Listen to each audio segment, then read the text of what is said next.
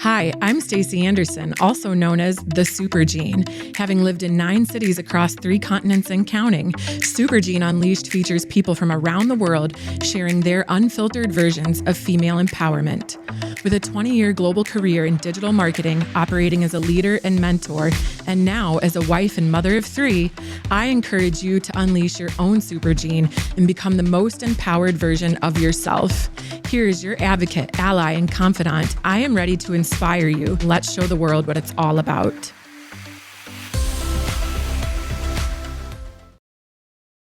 Welcome back, my fellow Super Genes. Today's guest has 6 kids, including twins. She built a global fitness platform, and she keeps her discipline like most people keep promises. And she changed the way that I see my own body. Kat Diab is the founder of Method by Kat, an exercise sports scientist who has spent over 20 years building something super rare, which is a method that works for women's bodies, women's schedules, and women's lives across every season. Today isn't just another fitness conversation. It's a blueprint for becoming the strongest version of you. And it starts with unleashing your fortitude gene for maximum mental strength, endurance, perseverance. Kat, welcome to Super Gene Unleashed. Oh, Stacey, thank you so much for having me. It's such an honor. I'm so happy that I'm able to be here and have a nice chat with you. It's been a while. Yeah, it sure has. And I actually really want to set the tone here by sharing my own anecdote of working with you and how I came to you, honestly feeling super desperate for getting my shape back on track before my wedding. And it's not like I was super out of shape.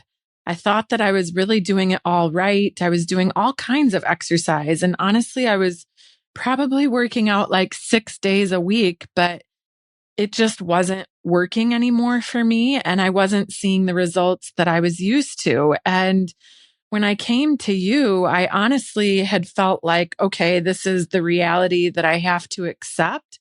But then once we started our PTs, the body transformation was incredible. And I had a body transformation, which really surprised me. So I want to ask you, for women who are like me that tried so many different things that failed and then finally found your method, what's the one thing that you consistently see that has gone wrong? Okay. I'm going to start by saying I have noticed, and what I constantly see lately, because I think that too has changed over the last couple of decades and my experience, especially post-COVID, what I see is exhaustion. I see women trying to force themselves now into methods that create more inflammation, more stress, more guilt around movement, and more inconsistency instead of consistency. And that's something that I talk about a lot, consistency in your structure, in your schedule. So I'm seeing and have seen since COVID that exhaustion is probably the most common thread amongst women, trying every modality and not being able to find themselves in that practice. And the biggest shift inside MBK is we stop fighting our body and we start working with it. And that's something that I continue to relay to women, especially new coming into MBK. I want women to, feel supported instead of punishing themselves time and time again because of the guilt. I'm trying this, I'm trying that, I'm doing this, I'm doing that, and I'm doing everything right, and nothing is working. So I think that's probably been the constant that I see in women, in busy women.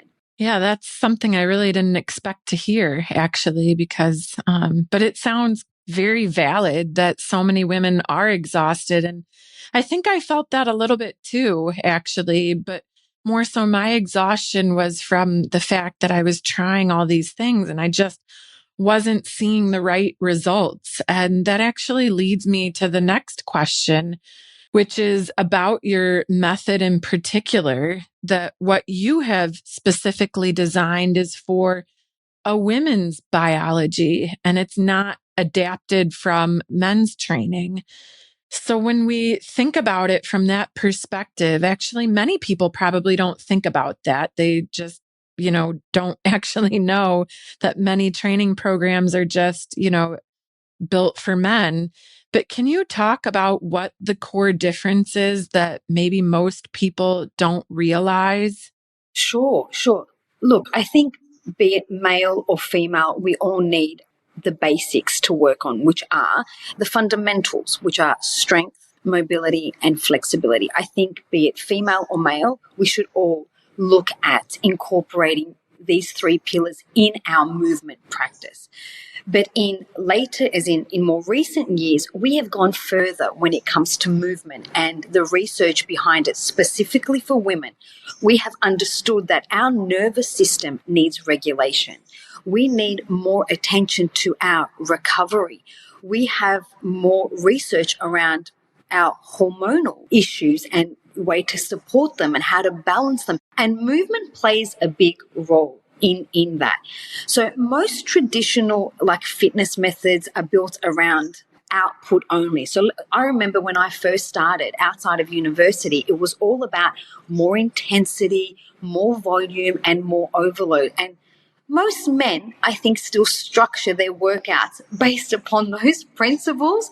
But for us women to really thrive in all areas, be it not only aesthetically, but emotionally, mentally, and most importantly, hormonally, because we go through different phases, we need to look at our body differently. Yes, muscle is the longevity in our well-being. So putting that aside, what about mobility for the later on stages of our life? What about flexibility, being able to bend and reach when you're 50, 60, and 70?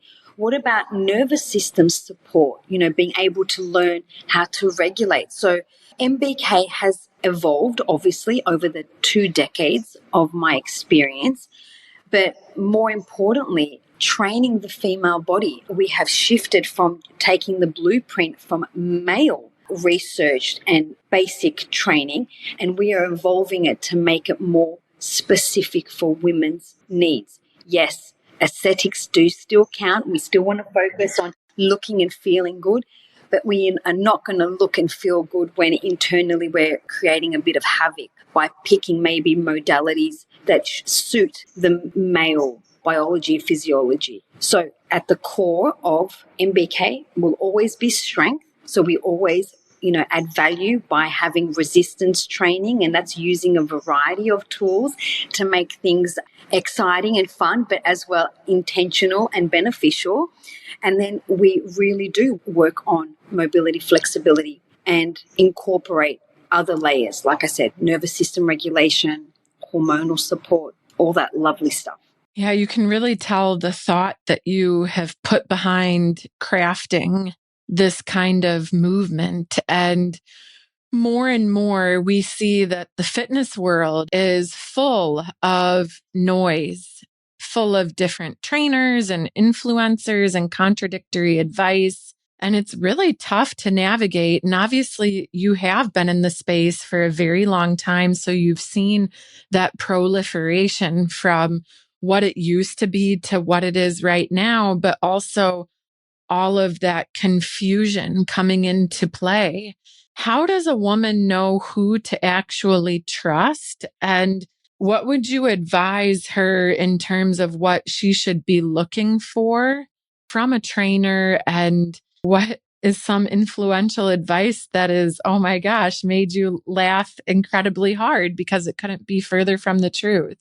Well, I think for me, advice that I even give my clients is a good coach or leader should educate their clients, not create dependency. So if you only can train or self-motivate or get on the mat because you're seeing me, that's creating a dependency. I have an online platform, so we have subscribers that don't get to see me face to face. But through the platform, we still educating women to be independent when it comes to their body and structuring their workouts. So I believe good coaches. So for women out there, I think red flags for me are things like, fear-based coaching. That's a big red flag for me. But also coaches that don't educate the individual so they're not dependent on the coach, that you take the credibility. You'd become independent in being able to make choices for your body. And I think another thing is sustainability. Women should be able to pick a method that they can sustain, that is something that becomes a part of their daily practice and routine. Like I talk about habits. I think if someone is selling you a quick fix or a fad movement or something that's just been trending for now, it doesn't look like something that you can incorporate in your daily routine, well, then that's not going to last. The results aren't going to come because nothing comes quite quickly. Results happen through implementation of consistency and structure. Hence why, like I said, MBK, we have the online platform to create independence and education around your own body and awareness, but also to give you back the license to be able to take control of your own body, be independent, understand and want to move it for yourself. So yeah, I'm not a big fan of, like I said, fear-based coaching, and I'm not a fan of coaches not creating educated clients. So that's my probably biggest thing.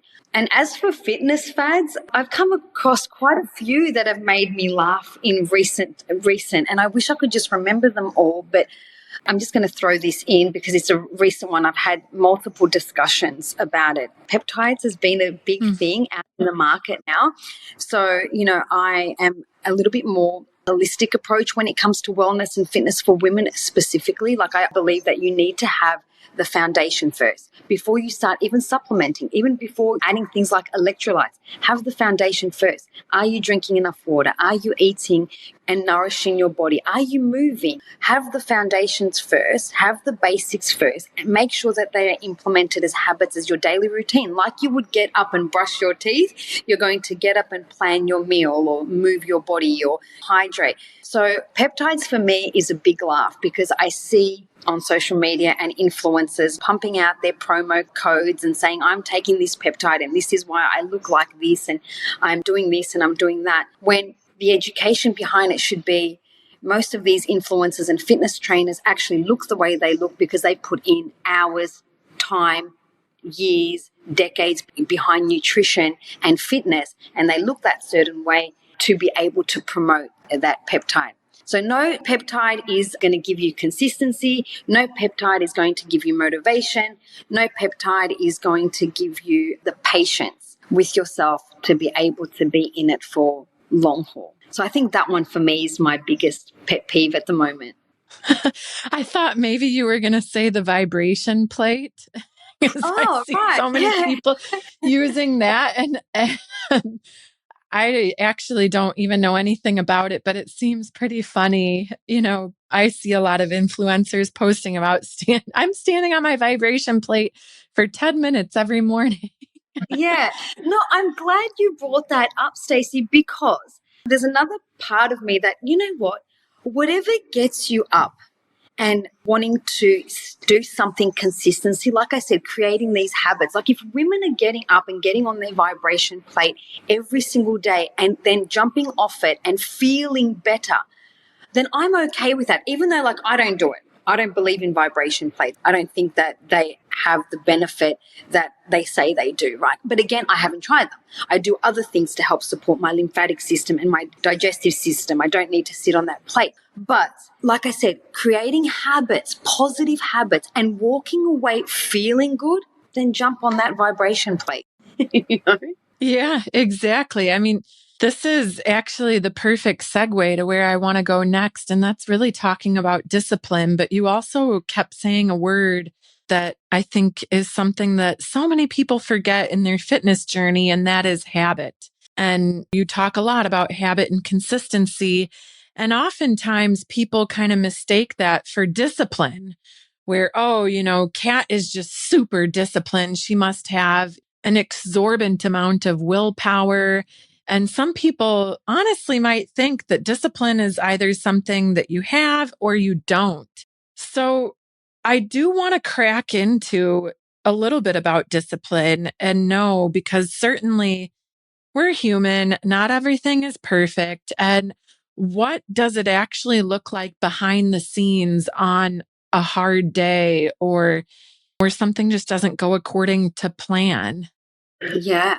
Gosh, you know what? I'm glad you bring this up because it's made to look very different on social media because we have to paint pretty pictures, obviously, to get through to people these days. But discipline is rarely glamorous. It actually can look quite ugly at times, right? So most days it's not motivation that gets me up or gets things going for my day. It's structure. It comes down to that. It is structure and routine. It's choosing the basics like, over and over again: movement, hydration, sleep, nourishment, showing up even when things feel chaotic. And in my household, things feel chaotic 80% of the time. So, what keeps that chaos in check is structure, is routine. Like I said, discipline is rarely glamorous. Discipline is waking up and making the choices over and over again that I know are going to benefit me from a physical point of view, an emotional point of view, an internal point of view. Making those choices is the discipline, is the habit, and is the structure. But I've learned that discipline doesn't mean perfection either. Not that at all. It means just returning to the habits and to the basics again and again and again, returning to myself, choosing the habits that made me feel good over the decades that I've been in the industry, choosing those habits consistently. So I guess that's what discipline means to me. And like I said, it's chaos. It can be chaotic. My husband and I both run businesses. There's 6 kids involved in our daily planning and our schedule. There's always someone that needs to be somewhere. But what keeps us going is structure more than anything. Definitely. Yeah. I mean, obviously, it's not a glamorous answer, No, but I it wish it is was. true. It is true. But one of the things that you said actually really resonates because I think so many times people can start a journey in fitness, which is what we're talking about, obviously, and then they fall off the tracks. And I think that when someone falls off the tracks, they have 2 choices. Either they can go into the black hole and return to old habits that don't serve them in a positive way, or something that you said, you can just kind of come right back on track. Like you said something about even if it falls off the track, you just pick back up the habits. You try to incorporate as many base habits as possible that are positive for your health and well being. And I think that that's really amazing advice because it's not overwhelming and you don't need to make yourself feel bad, right? Like if you fall off the tracks, you miss, let's say, a week of working out, it's very easy. Pick back up the next week with 1 or 2 workouts. So I wanted to actually ask you, how do you teach people to form better habits when it comes to working out and these kind of things? Like for somebody who maybe has no structure, no discipline, and no really routine, how do you start helping them to embed some of these habits into their life? Well, I think you said it also perfectly. It's a choice. At the end of the day, picking either a good habit or a bad habit comes down to choice. And we are very fortunate to be able to have the ability to make choices. Now, I start to put into the equation, how does each choice make you feel? When we pick a habit, and I don't like to use bad, but when we pick a habit that doesn't serve us or it's not giving us the purpose that we want, how do we feel about that? And then you get your answer. But when we pick or choose something that benefits us or leaves us with an experience or makes us feel better, whatever that may be, I always talk to my clients or online about we have the choice. You just need to decipher and which choice is the one that leaves you feeling better. And I love what you said. And I'm just going to elaborate on that. What I try to encourage women to do, like falling off the track, because everyone does that. I do it too. At nearly 46 years old and like 24 years later in wellness and fitness, I haven't been on track 100% of the time in 24 years. Absolutely not. I've had fallbacks, hitting rock bottom, as in with my body, having burnouts and all that lovely stuff.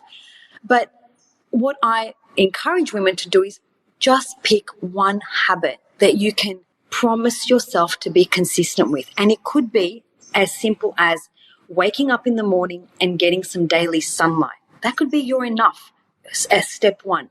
It could be committing to go for a walk for 10 minutes just that day and then schedule it in for the following day, not directly the day after, maybe the following day. And slowly start implementing and having more of a collection of habits that you can put together, or start extending the time of these habits. So it's not forcing someone to get up and you have to strength train.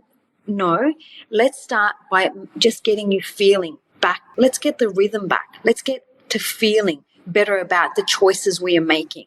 So that's where I would encourage women. Because like I said a little earlier, one thing I don't like is the fear-based coaching, and the noise on social media is loud. And we have different degrees of loudness. Like, we have coaches screaming, just do this. And then you have the other hybrid coaches that are like weaving in and out of messages. I'm a little bit more practical and I am realistic. It takes time. It takes time to develop habits. So understand that. My biggest also teaching is, which I feel has been lost, we don't have the patience for ourselves anymore. Everyone wants things yesterday. The result, that wants the habit to kick in right now. I just trained today. I need to be able to train tomorrow. It may not be like that. So I like to encourage patience and taking it step by step. Yeah, patience really strikes a chord with me, especially thinking about women who have navigated pregnancy. And obviously, you have 6 kids. We're both twin moms. I'm in my postpartum era. And a lot of women face that chapter of life, and it can be very difficult to weather that storm because you really lose your body and you lose a lot of strength. And, again, back to the social media. I don't want to make this about social media, but it can be difficult navigating that postpartum period. And you see so many people postpartum and they make it look like they're just back to normal as soon as they leave the delivery room. So I really want to talk directly to women who are returning to themselves after pregnancy. And even maybe it could be burnout, or it could be illness, or just a long absence from who they were. What do you tell them about where to begin? And more importantly, what do you tell them to let go of? Maybe it is what you just said about letting go of that instantaneous result. But can you talk to me a little bit about how someone can kind of begin when they're in this really vulnerable place? I celebrate people wanting goals and wanting results. And I know, again, we're in an era where it's all about internally how we're feeling, how we're navigating through our movement practices, like I said, regulating our nervous system and all that. But at the end of the day, I am an aesthetics coach. So I love goals. I do love goals and I encourage them. So like you said, you and I, we both are twin mums, and my postpartum experience with twins was very different to when having single babies. My advice from personal experience is letting go of your past image aesthetically, of what you once had aesthetically, what you once achieved aesthetically. I say let go. First, appreciate that you had that experience and you were able to be at whatever stage you were back then. And then pivot and then think about what you can gain from the experience of being pregnant, having a baby, getting out of that phase. Postpartum journey is challenging, not just physically. I think it is a lot more challenging mentally and emotionally than physically. But I always encourage women to let go of the image that they once had, because that's the past. That's already gone. That's happened.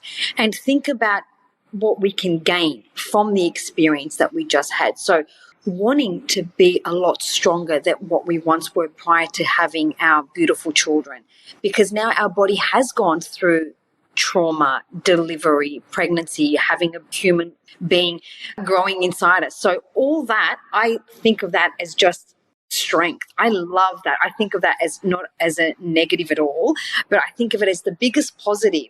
You start again down the bottom and being able to rebuild into this new phase of yourself, I think is exciting. I really encourage women to get excited about the outcome, what could possibly be, because you've never been there. You didn't have a baby prior. You weren't in a postpartum, journey. You weren't this way hormonally. You weren't this way physically. So think about the possibilities. And once you have found, I believe, the modality that really aligns with you and you feel good after each and every session sequence, and the practices that you've incorporated in your daily structure and routine, when these things feel good, we start to shift from just wanting the aesthetic goal and we start wanting the I feel good goal. How do I maintain this every single day? How do I keep feeling good every single day? So they're the practices that I like to encourage because they're the ones that really saved me in my postpartum experience. And I've had 6 kids, 5 pregnancies. Each and every one was very, very different because I was at different ages as well of my life. But the recent one, I was nearly 40 when I had the boys, and the experience was very, very different. And I too had to pivot and think, Kat, don't look back. You didn't have a single pregnant. It wasn't a single child pregnancy. It was a double. So now get excited about the possibility of not regaining, becoming stronger, becoming healthier, becoming fitter, becoming more capable. It was more about becoming, not about regaining, because that was done. That chapter was closed. Wow. I mean, I really hope that this message can reach so many women postpartum because honestly, the way that you just spoke about this so passionately, I feel better myself, because it's something that I really didn't think about. Because I would say, since I am in the postpartum twin phase, 8.5 months right now, I am still mourning the previous, but the way that you have now encouraged about becoming is such a joyful message. I can look forward to, yeah, as you said, focusing on the positive. And I think that the sum of what you said as well is really that us women, we don't give ourselves enough credit for what we have done. And also, I'm not just saying credit like, oh, I did this, but credit to our bodies and gratitude that our body was able to bring another life into this world. And this really shifts into something that I really want to talk about, which is all about the internal shift. And this is what, really kind of transcends fitness. So it's obvious that through the fitness, we see physical transformation, but you're starting to tap into something that I think is so important to women as a theme, and that is identity.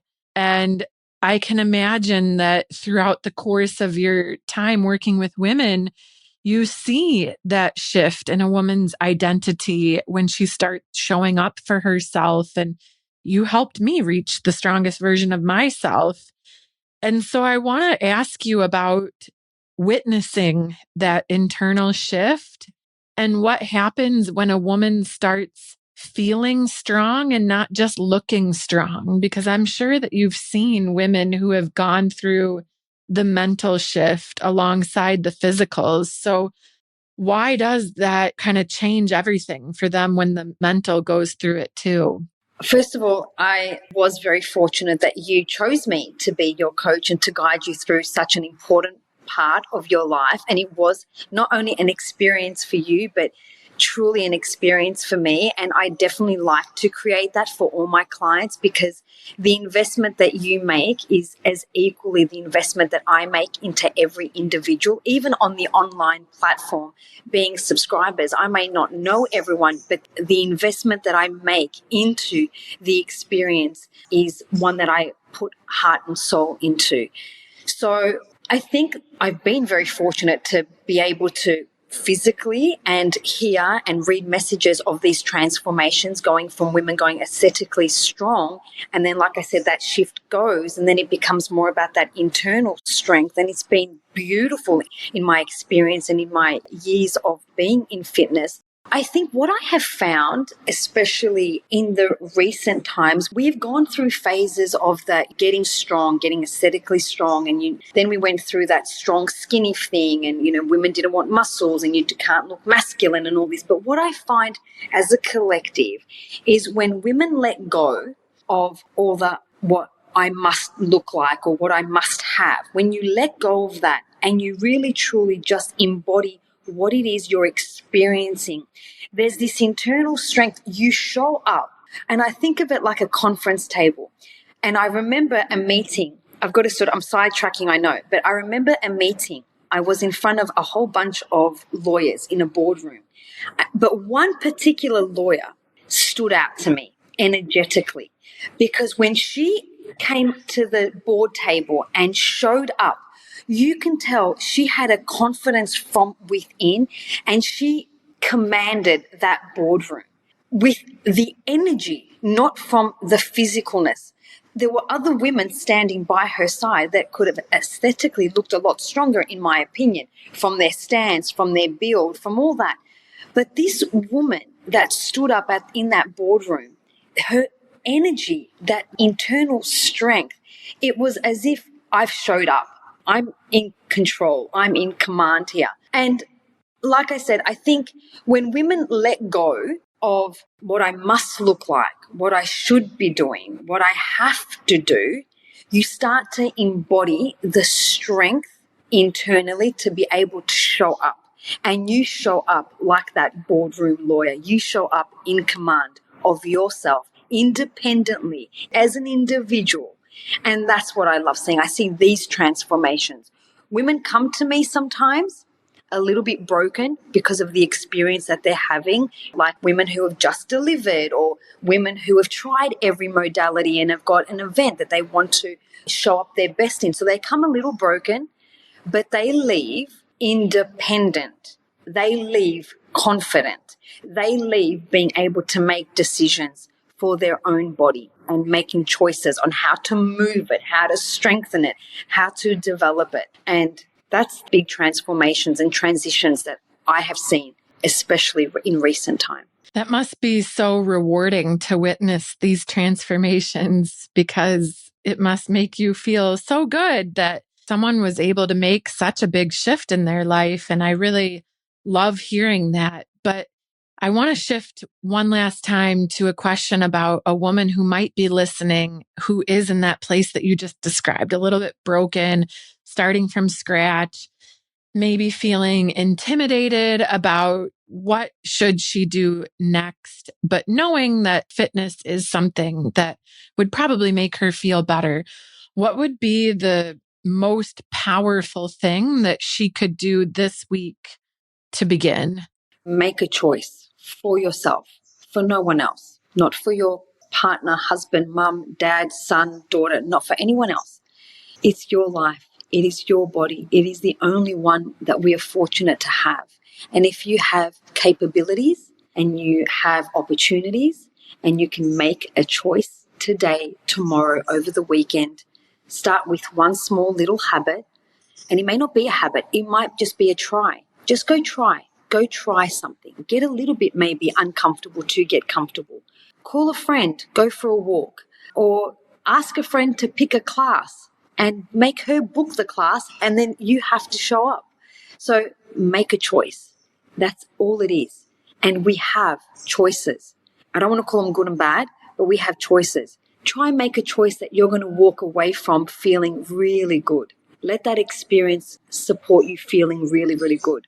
So if it's movement, it's movement. If it's a walk, it's a walk. If it's preparing a meal, like jump on the MBK website, pick a meal. We've got so many beautiful recipes on our platform. And I say to women, if it's not the movement part that you're ready for, maybe it's the nutrition part. Pick a recipe, try a new recipe, see how that makes you feel. So make a choice. It's your body. It is your life. And you're the one that, again, is the one that is navigating it. Just make a choice. And I'm sure it's going to be a great one. Gosh, Kat, thank you so much. I think this is the perfect place to leave it. I'm sure that we could continue talking for so much longer, But honestly, this conversation is exactly why I started this show, and really to help empower women to be their best selves. And I feel so motivated. So before we go, for all the listeners, can you just quickly tell everyone the best place to find you? Yes, of course. Well, I want to say thank you so much for inviting me to be able to speak and share a little bit of my story in MBK with your listeners. And I do think what you're doing is so needed in the social media, let's call it social media space. I love that we can have these kind of discussions and that you're bringing together a collective of women who have a variety of perspectives and knowledgeable things to share. And I love that for women moving forward. So thank you, Stacey, so much. But as for people who are interested in, seeing a little bit more of me, we have our MBK website and app, which is Method by Kat. And then, of course, on social media, I'm on Instagram, again, as Method by Kat. And I was forced to start a TikTok account, but I'm not very active on that. I promised the staff that I was going to be a little bit more active, but we're still figuring that out. But definitely Instagram and on the MBK platforms, both website and app. So Great. Thank you so much. And to everyone listening, fortitude isn't a trait. It's a choice. As Kat said, it's a choice that you make every single day. And you have heard what it looks like in practice. So now go live it. Until next time, my fellow Super Genes. Thank you so much for tuning in today, and I hope you feel empowered from the episode. You can connect with me at supergeneunleashed.com and on Instagram at supergeneunleashed. Please share your thoughts, and I look forward to connecting with you. And until next time, keep on shining and showing the world your super gene.